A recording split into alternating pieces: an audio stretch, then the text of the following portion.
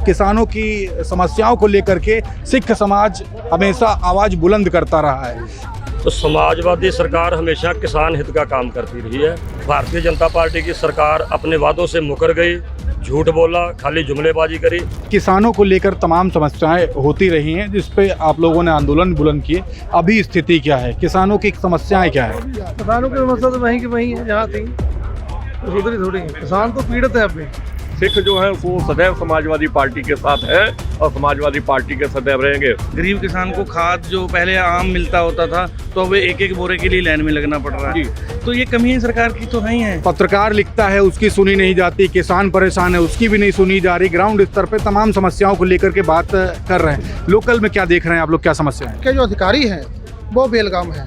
अधिकारी दफ्तरों में नहीं बैठते, जनता परेशान है। 4 PM न्यूज़ नेटवर्क में आप सभी का स्वागत है। मैं हूं क्षितिज कांत। आज समाजवादी पार्टी कार्यालय में तमाम किसान, तमाम सिख समाज के लोग आए हैं। सपा सुप्रीमो अखिलेश यादव ने भी गन्ना किसानों के जो मूल्य की बात की है और साथ ही साथ लखीमपुर में जो अजय मिश्र टेनी के बेटे के द्वारा तमाम किसान आंदोलन के दौरान जो कुचल के जिनकी मृत्यु हुई थी उनके परिवार को सम्मानित भी किया है। किसानों की तमाम समस्याएं होती है और किसानों की समस्याओं को लेकर के सिख समाज हमेशा आवाज़ बुलंद करता रहा है।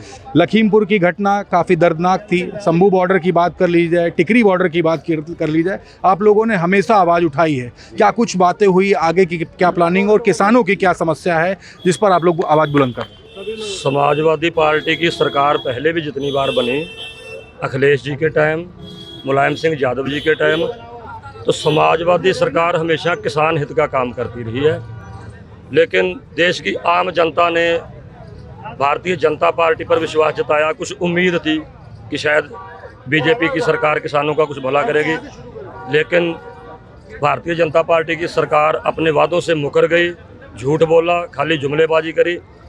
इसलिए अब किसानों ने और विशेषकर पंजाबी फार्मर ने ये मन बनाया है कि 2027 में समाजवादी पार्टी की सरकार बनेगी।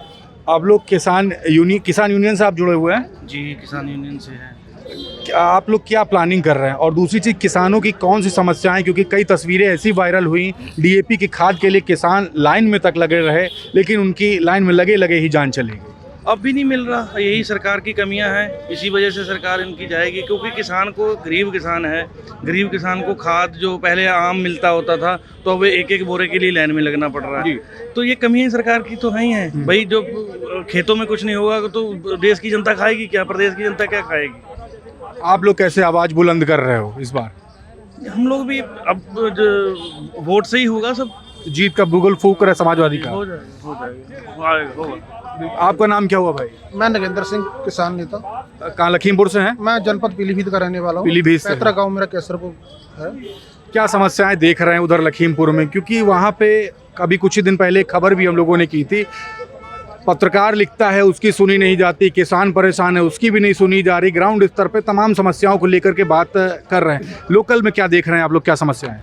समस्या सबसे ज़्यादा किसानों की है, मजदूरों की है।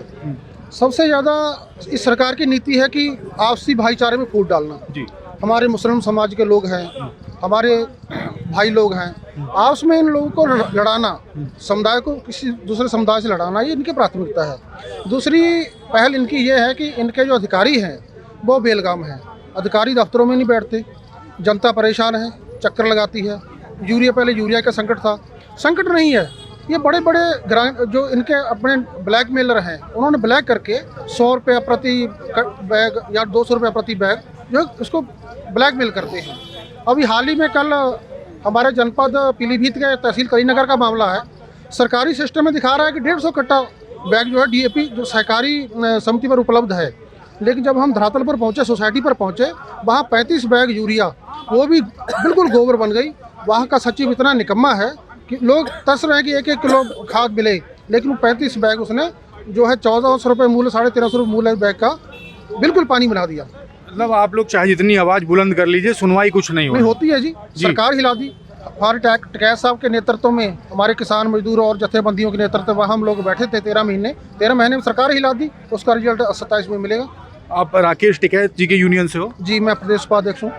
मान लेना चाहिए कि टिकैत राकेश टिकैत 2027 का जो विधानसभा चुनाव होगा, 29 का जो लोकसभा चुनाव होगा, उसमें ये किसान यूनियन टिकैत समर्थन करेगी समाजवादी पार्टी? समर्थन किसी को नहीं करेंगे, यूनियन का कोई समर्थन नहीं यूनियन करेगा। से मतलब नहीं है, यूनियन से कोई मतलब नहीं, किसानों से मतलब है। हाँ, किसानों से मतलब है। ये हमारा संगठन है जो हमारे किसानों के लिए काम करेगा, हम उस सरकार को अपना वोट देंगे।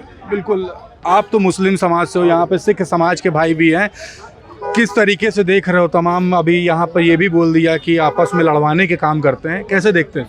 देखिए, सरकार ने जो है ना भेदभाव तो बहुत करा है। इस सरकार भेदभाव करती है काफ़ी।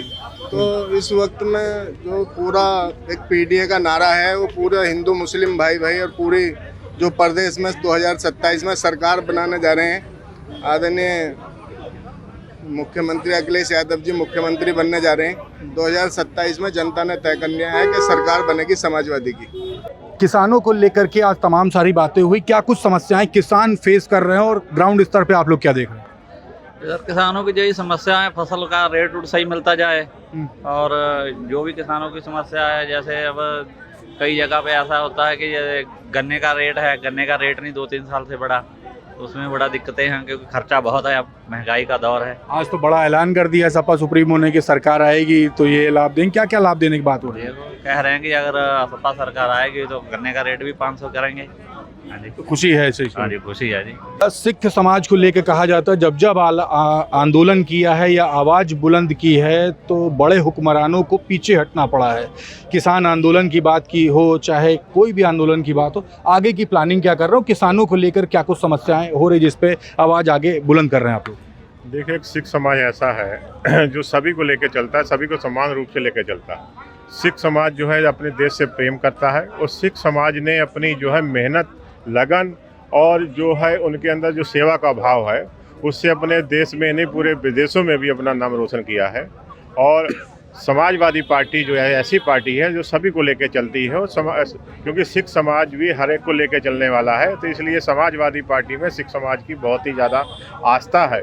और पहले जितने भी आंदोलन हुए उसमें समाजवादी पार्टी के नेता, हमारे राष्ट्रीय अध्यक्ष माननीय अखिलेश यादव जी ने अभी दिल्ली में जो हमारे 750 लोग शहीद हुए थे, उसमें लगभग अपने पीलीभीत के 5-6 लोग थे, उन सबको 2-2 लाख रुपए जो है उन्हें सम्मान राशि देने का काम किया।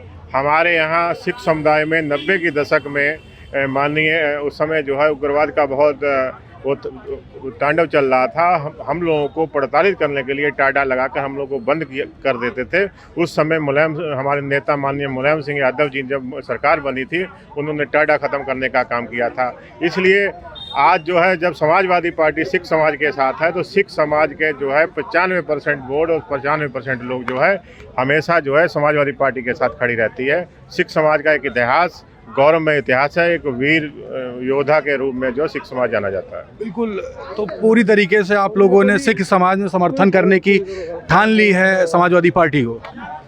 देखिए जी, अगर आज की तारीख में सिखों की अगर कोई सबसे हितैषी पार्टी है तो सबसे हितैषी पार्टी समाजवादी पार्टी ही है, क्योंकि हमने शुरू से लेकर आज तक समाजवादी पार्टी का इतिहास देखा। जब माननीय मुलायम सिंह यादव थे, 90 का दशक, जिस समय पूरा उत्तराखंड और पूरी जो हमारा उत्तर प्रदेश का इलाका था, जहाँ पे बड़ा तांडव टाडा के नाम पे निर्दोष सिखों को यहाँ पे बहुत प्रताड़ित किया जा रहा था, उस दरमियान में माननीय नेताजी जो उस समय मुख्यमंत्री थे माननीय मुलायम सिंह यादव, उन्होंने टाडा का विरोध करके टाडा को तुड़वाया था।